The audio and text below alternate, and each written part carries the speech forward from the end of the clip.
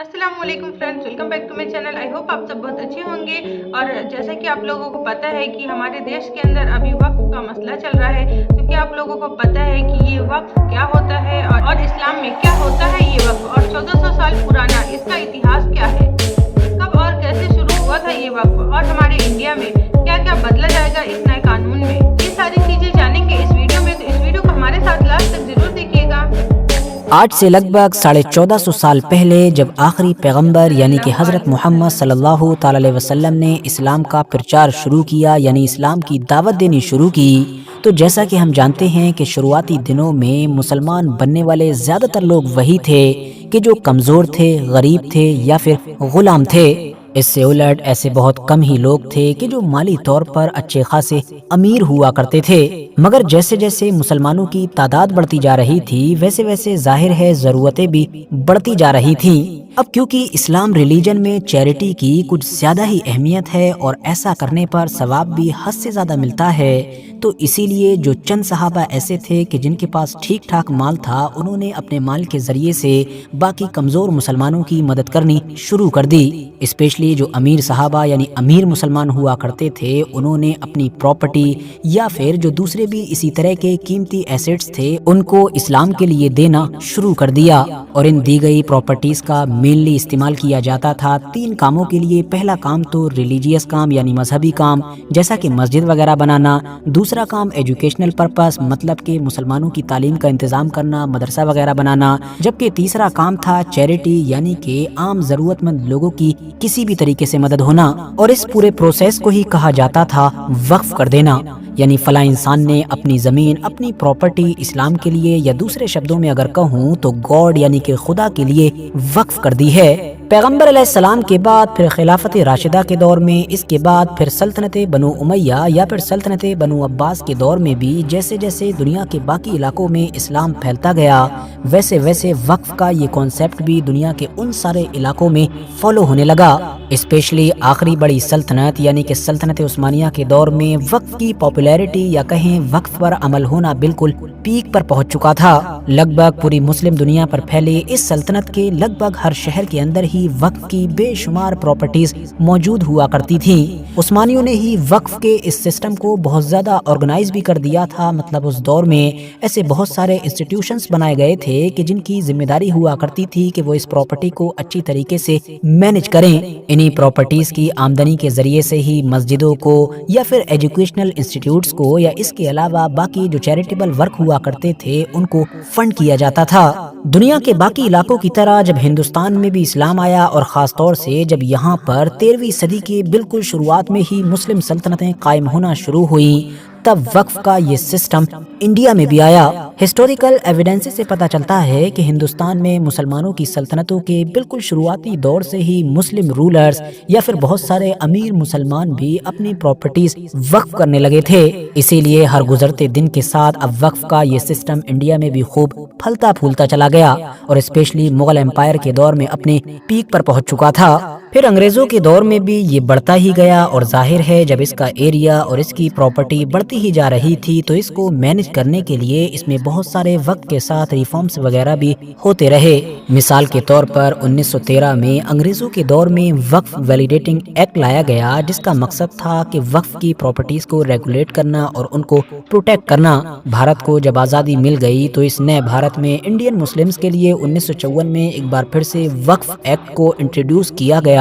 जिसका main motive था कि वक्फ की जितनी भी प्रॉपर्टी है उसकी हिफाजत की जा सके और उसको सही तरीके से मैनेज किया जा सके। फिर इसके बाद या कह सकते हैं कि आखिरी बार सन 1995 में ही इसमें अमेंडमेंट किया गया था। इसमें बहुत सारे बदलाव और सुधार किए गए थे, और 1995 के कायदे कानून के हिसाब से ही आज तक वक्फ बोर्ड चलता आ रहा है। अब आप में से बहुत सारे लोगों के दिमाग में ये सवाल भी जरूर आ रहा होगा कि वाकई अगर वक्फ इतना ज्यादा पुराना है, मतलब सदियों पुराना है, तो जाहिर सी बात है कि इसके पास तो बहुत ज्यादा ही प्रॉपर्टी होगी। तो हाँ दोस्तों, आप लोगों के दिमाग में बिल्कुल सही बात आ रही है, क्योंकि वक्फ के पास वाकई बहुत ज्यादा प्रॉपर्टी है, इतनी ज्यादा कि इंडियन रेलवे और आर्मी के बाद वक्फ बोर्ड ही पूरे इंडिया का तीसरा सबसे बड़ा लैंड ओनर माना जाता है। यानी रेलवे और आर्मी के बाद पूरे इंडिया में सबसे ज्यादा प्रॉपर्टी वक्फ बोर्ड के ही पास है। मगर दोस्तों, पिछले कुछ दिनों से ये वक्फ बोर्ड पूरे ही इंडिया के अंदर कुछ ज्यादा ही चर्चाओं में है।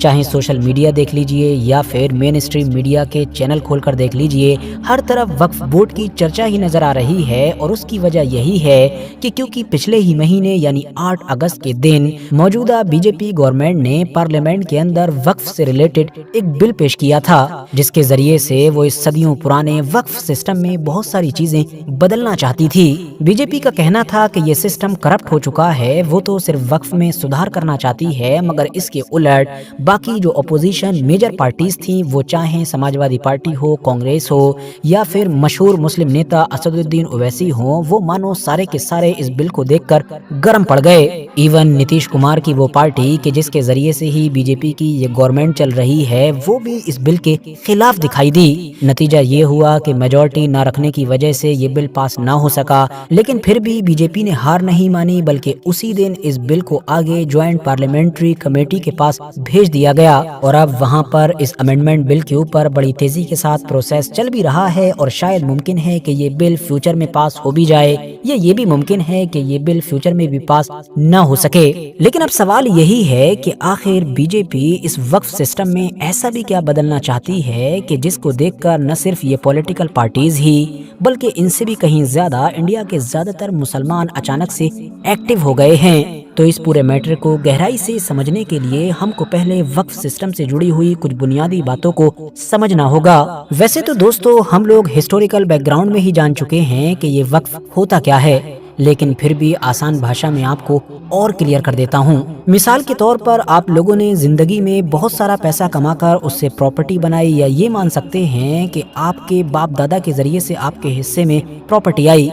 अब आपकी या तो औलाद नहीं थी इसलिए, या फिर औलाद थी भी मगर उसके बावजूद भी आपने सोचा कि क्यों ना मैं इस प्रॉपर्टी को अब अपने पर्सनल यूज में रखने की बजाय इसको रिलीजियस या फिर चैरिटेबल पर्पस के लिए दे दूं, मतलब कि वक्फ कर दूं, ताकि मरने के बाद भी ये मेरे लिए काम आती रहे। बस फिर आपने इसको वक्फ कर दिया, और जैसे ही आपने इसको वक्फ किया तो इसकी ओनरशिप, मतलब इस जमीन का, इस प्रॉपर्टी का जो मालिकाना हक था, वो आपसे हटकर गॉड यानी कि अल्लाह के पास पहुंच गया। यहाँ पर भी सबसे ज्यादा ध्यान देने वाली बात ये है कि ये ओनरशिप परमानेंट है, मतलब ये प्रॉपर्टी अब हमेशा हमेशा के लिए खुदा की है। 10 साल, 20 साल, 100 साल, 500 साल, कभी भी कोई इंसान चाहे कि वो इसको बेच दे तो वो ऐसा नहीं कर सकता है। और वक्फ की इस प्रॉपर्टी का इस्तेमाल अब उन्हीं तीनों कामों के लिए किया जाएगा कि जिनका जिक्र हम शुरू में ही कर चुके हैं। सोशल मीडिया पर बहुत सारे लोग वक्फ बोर्ड के खिलाफ लिखते हुए ये भी कहते हैं वक्फ बोर्ड हमेशा से जमीनों पर कब्जा करता आया है, इसीलिए इसके पास इतनी ज्यादा जमीन है और ये फ्यूचर में ही ऐसा करता रहेगा, इसीलिए इसको रोकना बहुत जरूरी है। बहुत सारे सीधे साधे गैर मुस्लिम सोशल मीडिया पर वायरल की जाने वाली इस तरह की फेक पोस्ट पर यकीन भी कर लेते हैं, क्योंकि इन्हीं पोस्ट के अंदर उनको ये भी बताया जा रहा होता है कि दरअसल ये तो एक ऐसी बॉडी है, ये एक ऐसा इंस्टीट्यूट है कि जिस पर गवर्नमेंट की भी नहीं चलती है, न ही इंडिया के कोर्ट की इसके ऊपर चलती है, बल्कि ये तो इंडियन कॉन्स्टिट्यूशन के हिसाब से चलता ही नहीं है। इसके अंदर तो शरिया लॉ का दखल है, जबकि ये सारी की सारी ही चीजें पूरी तरह से गलत हैं। दरअसल दोस्तों, आज वक्फ बोर्ड के पास ये जो इतनी ज्यादा जमीन है, इतनी ज्यादा प्रॉपर्टी है, उसकी मेन वजह यही है कि क्योंकि जब कोई प्रॉपर्टी एक बार वक्फ कर दी जाती है तो वो हमेशा हमेशा के लिए ही वक्फ हो जाती है, उसको आगे कभी भी बेचा नहीं जा सकता है, वक्फ से बाहर नहीं किया जा सकता है। बस उसको अच्छी तरह से मैनेज करके उसकी आमदनी के जरिए से चैरिटेबल या फिर रिलीजियस वर्क किया जा सकता है। अब रहा सवाल इस बात का कि गवर्नमेंट की इसके ऊपर नहीं चलती है, तो आपको जानकर शायद हैरानी हो कि आज हमारे देश में 32 वक्फ बोर्ड हैं, यानी हर स्टेट का अपना एक अलग वक्फ बोर्ड होता है। उसमें भी फिर शिया सुन्नी के अलग अलग वक्फ बोर्ड होते हैं, और इन स्टेट वक्फ बोर्ड का काम होता है कि स्टेट के अंदर मौजूद तमाम वक्फ की प्रॉपर्टी को अच्छी तरीके से मैनेज करना, उसके जरिए से अच्छी आमदनी बनाना, और फिर उसी आमदनी को रिलीजियस और चैरिटेबल पर्पस के लिए इस्तेमाल करना। इन सारे स्टेट वक्फ बोर्ड बोर्ड से ऊपर नेशनल लेवल पर भी एक सेंट्रल वक्फ काउंसिल है जो फिर ऊपर से इन तमाम वक्फ बोर्ड्स को हैंडल करता है। और मजे की बात ये है कि इन स्टेट वक्फ बोर्ड्स को जितने भी लोग चला रहे होते हैं उनको सरकार द्वारा ही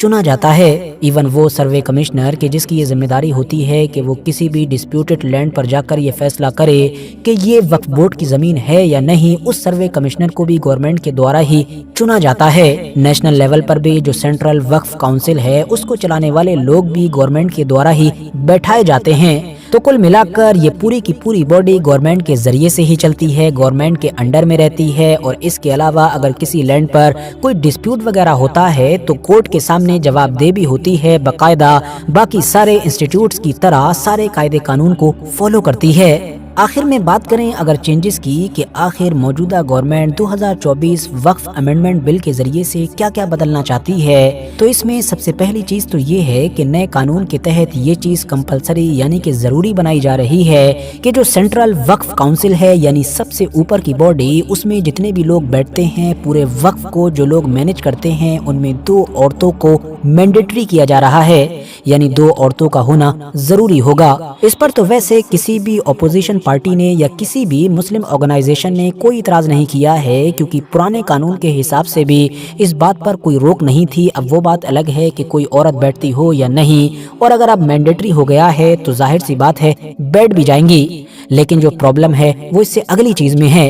एक बदलाव ये भी किया जा रहा है कि इसी टीम में मतलब जिसमें 2 औरतों को मैंडेटरी किया जा रहा है 2 नॉन मुस्लिम्स को भी बैठाया जाएगा। अब अपोजिशन पार्टीज और बहुत सारी मुस्लिम ऑर्गेनाइजेशंस का यही सवाल है कि आखिर जब वक्फ बोर्ड मुसलमानों से रिलेटेड है, मुसलमानों की प्रॉपर्टी होती है, मुसलमानों से ही जुड़ी हुई चीजों में इसका इस्तेमाल होता है, तो आखिर इसमें नॉन मुस्लिम्स का क्या काम होगा। और अगर बीजेपी की वाकई इस फैसले के जरिए से कोई नेक नियत है, जैसा कि वो दावा कर रही है कि हम ऐसे फैसलों के जरिए से 1 लॉ 1 नेशन की तरफ बढ़ना चाहते हैं, मतलब पूरे देश के लिए एक ही कानून हो, कहीं पर भी किसी के लिए कोई भी रोकथाम ना हो, तो फिर बीजेपी को चाहिए कि वो इंडिया के बहुत सारे ऐसे हिंदू बोर्ड्स पर भी एक्शन ले, उनमें बदलाव करे कि जिन बोर्ड्स के अंदर नॉन हिंदू मेंबर नहीं बन सकते हैं। बल्कि हैरानी की बात तो ये है कि मंदिरों के इन बहुत सारे हिंदू बोर्ड्स में ये तक कानून है कि मुसलमान तो छोड़ ही दीजिए, बल्कि सिख, जैन या फिर बौद्ध के जो बाय रूट या बहुत सारी दूसरी चीजों के जरिए से हिंदू ही माने जाते हैं और जिनको हिंदू धर्म के तौर पर कंसीडर किया जाता है,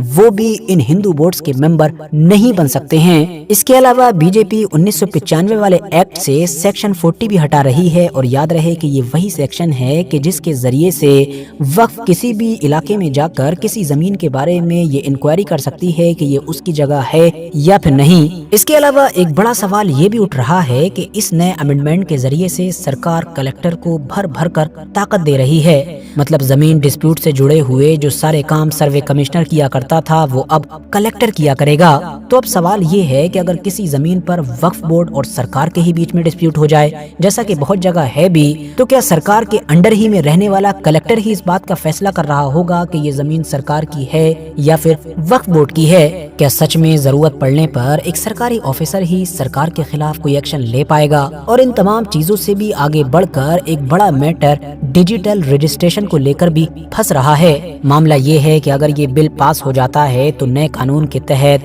अब अगर कोई भी प्रॉपर्टी वक्फ हुआ करेगी तो उसका डिजिटल रजिस्ट्रेशन कंपलसरी हुआ करेगा। वैसे इसमें तो कोई भी परेशानी की बात नहीं है, लेकिन मैटर अंदर जाकर फंसता है। दरअसल इसमें एक चीज ये भी डाल दी गई है कि ये रजिस्ट्रेशन अगले 6 महीने के अंदर होना चाहिए। अगर 6 महीने गुजर गए और नहीं हो सका तो फिर ये वक्फ की प्रॉपर्टी मानी ही नहीं जाएगी और न ही फिर इस पर क्लेम करके केस लड़ा जा सकेगा। और इसी पॉइंट पर ही अपोजिशन लीडर्स ने और मेनली असदुद्दीन ओवैसी ने सबसे ज्यादा आवाज उठाई है, क्योंकि उनका कहना है कि इसी पॉइंट का सबसे ज्यादा गलत तरीके से इस्तेमाल किया जाएगा और वक्फ बोर्ड की जमीन को छीन लिया जाएगा। दलील यही दी जा रही है कि इंडिया में आज भी जिस तरीके का माहौल है, गांव तो छोड़ ही दीजिए बल्कि शहर जैसे इलाकों में भी 6 महीने के अंदर इस तरह का रजिस्ट्रेशन पॉसिबल नहीं होगा, क्योंकि आप में से ज्यादातर लोग ऑलरेडी इस बात को जानते ही होंगे कि जब जमीन की ओनरशिप एक जगह से दूसरी जगह ट्रांसफर होती है तो कितने लंबे प्रोसेस को फॉलो किया जाता है, और उसमें भी अगर बीच में कोई डॉक्यूमेंट मिस हो जाए या कोई और मामला गड़बड़ हो जाए तो फिर तो बात ही ना कीजिए। तो कुल मिलाकर ये है वक्फ बोर्ड की पूरी कहानी, और ये है वक्फ बोर्ड से जुड़ा हुआ वो पूरा मामला जो आजकल